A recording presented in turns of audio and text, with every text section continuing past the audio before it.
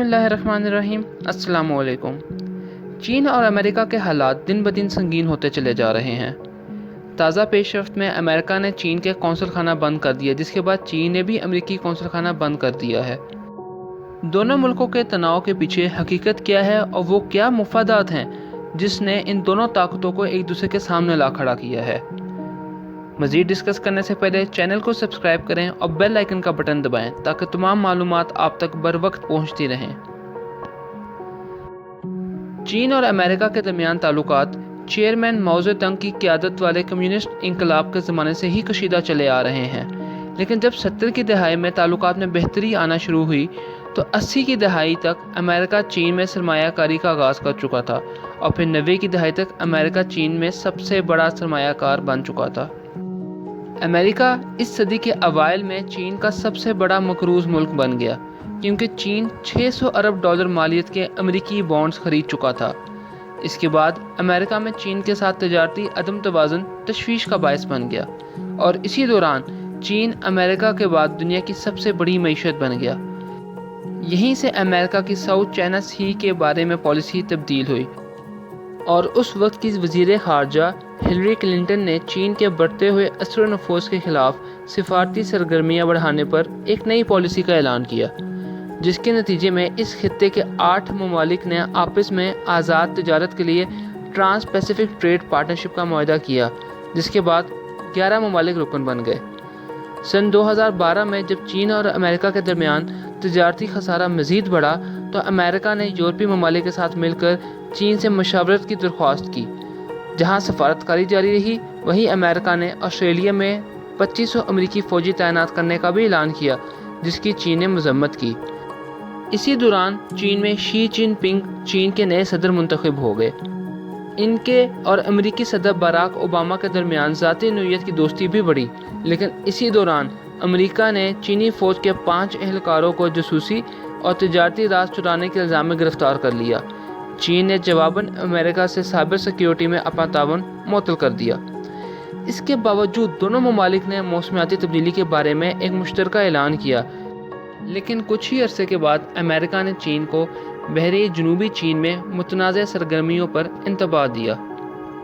سن 2017 میں امریکی وزیر خارجہ ریکس ٹیلرسن نے بیجنگ میں امریکہ اور چین کے تعلقات کو غیر متصادم، بغیر کسی تنازع کے، باہمی عزت اور ہمیشہ دونوں کے لیے فائدہ مند بنیادوں پر کھڑا قرار دیا۔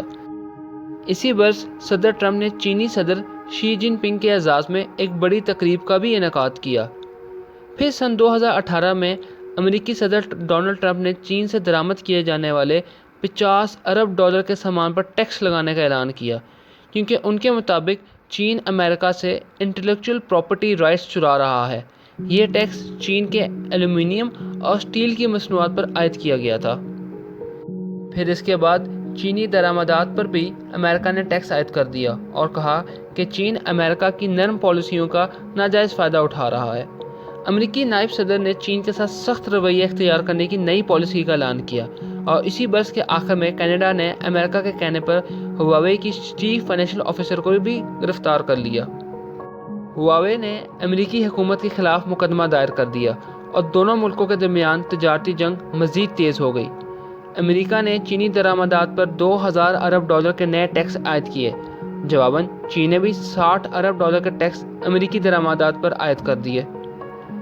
2019 میں امریکہ نے چین پر اپنی کرنسی یوان کو کمزور رکھنے کے لیے زر مبادلہ کو متاثر کرنے یعنی کرنسی مینیپولیٹ کرنے کا الزام عائد کر دیا اور اس کے بعد چینی مصنوعات کی درآمد پر 300 ارب ڈالر کے نئے ٹیکس عائد کر دیے گئے۔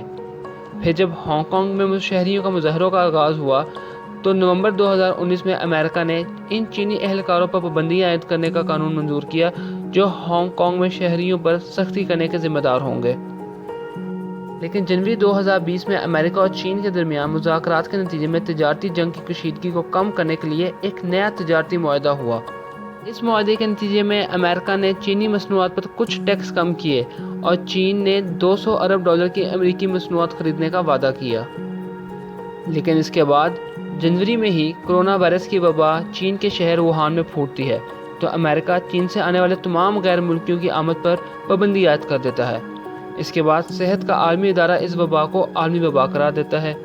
امریکہ اور چین دونوں جانب سے سینئر اہلکاران ایک دوسرے پر کرونا وائرس پھیلانے کے الزامات عائد کرتے رہے۔ صدر ٹرمپ کرونا وائرس کو کئی بار چینی وائرس کا نام دیتے رہے ہیں، لیکن حال ہی میں جس بات نے واشنگٹن میں بظاہر پریشانی پیدا کی ہے وہ ہے نیو یارک ٹائمز کی خبر کہ چین ایران میں $400 ارب کی سرمایہ کاری کا معاہدہ کرنے جا رہا ہے۔ امریکی تجزیہ کاروں کے مطابق اب تک چین امریکی پابندی خطرے کے پیش نظر ایران سے لین دین میں بہت احتیاط برت رہا تھا، لیکن اس معاہدے سے اشارہ ملتا ہے کہ چین اب امریکہ کو خاطر میں نہیں لاتا۔ اگرچہ امریکہ اور چین دونوں ہی جوہری طاقتیں ہیں، لیکن وسائل کے لحاظ سے دونوں کی فوجی طاقت میں کافی زیادہ فرق ہے۔ امریکی افواج کا بجٹ $610 ارب جبکہ چین کا دفاعی بجٹ $230 ارب ہے۔ امریکی فوج کو اس صدی میں کئی جنگیں لڑنے کا تجربہ حاصل ہے جو اس نے اپنے سے کمزور ملکوں کی فوجوں سے لڑی ہے، جبکہ چین کا کوئی بھی جنگ لڑنے کا اتفاق نہیں ہوا۔ تاہم جنگیں صرف ریسرچ رپورٹوں سے نہیں جیتی جاتی۔ بہرحال ایک دوسرے کے قونصل خانے بند کرنے کی کارروائی سے یہ اشارہ دیتی ہے کہ دونوں طاقتیں کشیدگی کو مزید گہرا کرنے سے کافی حد تک اجتناب کر رہی ہیں۔ لیکن صدر ٹرمپ کے امریکی انتخابات کی سیاست میں چین مخالف رویہ اختیار کرنے سے جو سیاسی فائدے ہیں وہ کسی غلط اندازے کی وجہ سے کی گئی کارروائی میں دونوں ملکوں کو کسی فوجی تصادم کی جانب بھی دھکیل سکتے ہیں۔ ویڈیو کو لائک اور شیئر کریں اور کمنٹ سیکشن میں اپنی رائے سے ضرور آگاہ کیجیے گا۔